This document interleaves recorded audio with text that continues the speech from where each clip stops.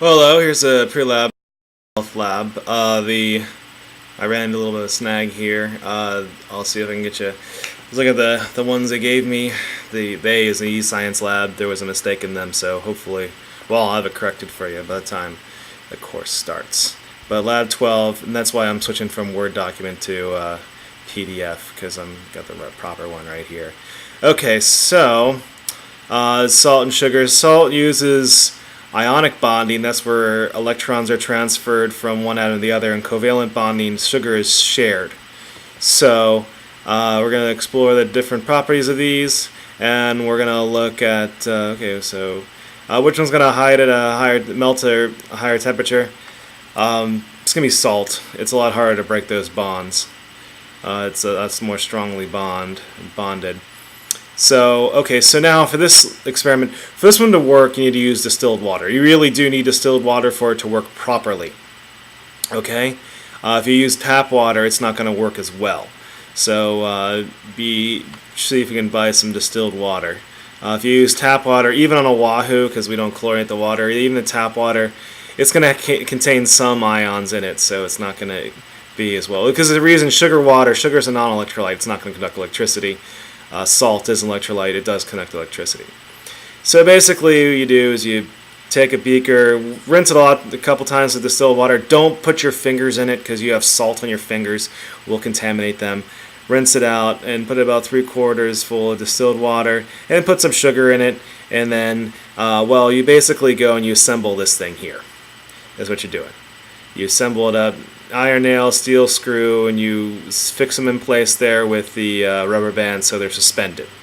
I mean, if you're having a hard time with this, maybe you get a piece of cardboard and then stick it through. The important thing is that the iron nail and the steel screw are not touching each other, and that they're both suspended in the solution. So that's the important thing. Of course, this is not going to be glass; it's going to be plastic.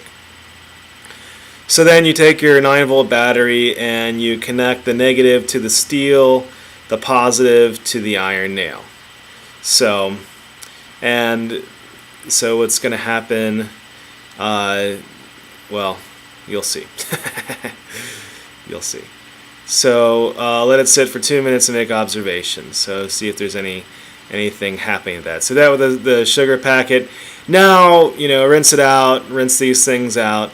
Do it with the salt packet. I want to see a picture of this. So have your nails screw connected up to the apparatus. So you got to use a bare iron nail. Don't use a galvanized iron nail because that's going to change things. Galvanized means it's coated with zinc.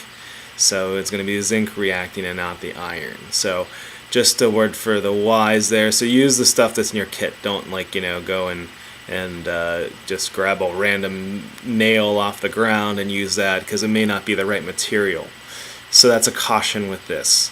And do the same thing with salt. Do the sugar first because the sugar shouldn't conduct electricity and the salt should.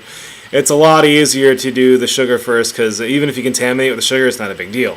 If you haven't contaminated the salt, then you're going to get a false positive with the sugar. So next thing you do is you're going to melt things. Take a test tube, put some sugar in your test tube and heat it up, see what happens. Do the same thing with salt and do that. So, but be careful there with, of course you're using a flame, so be careful. Don't touch the hot test tube. You can't really tell. We're not the predator. We can't see in the infrared. So you look to see, just put that in the flame there, see what happens. And then record that. And then, so tell me the data, and send me this picture, the picture of this thing right here.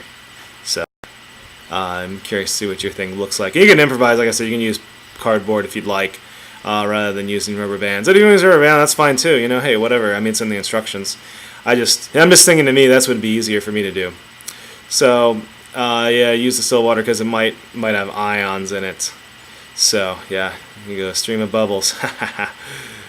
So in the sugar solution. Okay, it's just you're cracking water is what you're doing. You're turning. This is called hydrolysis. You're making hydrogen gas. So hydrogen gas and oxygen gas. So let's see. Anything else you need to do? Nope, that's it. So let me know if you have any questions. See you soon. Bye.